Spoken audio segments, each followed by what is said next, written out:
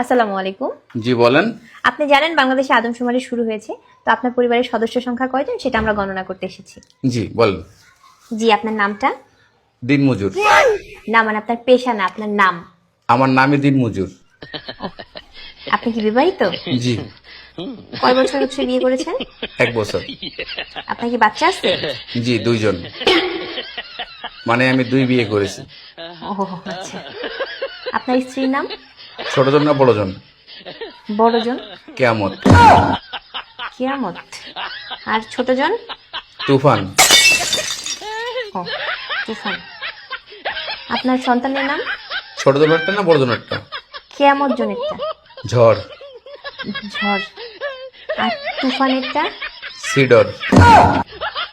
Cedar. জি, আপনার মূল্যবান সময় দেওয়ার জন্য আপনাকে ধন্যবাদ। আর লাগবে না? না না না, আর কিছু লাগবে না। আর কিছু লাগলে নিয়ে যান।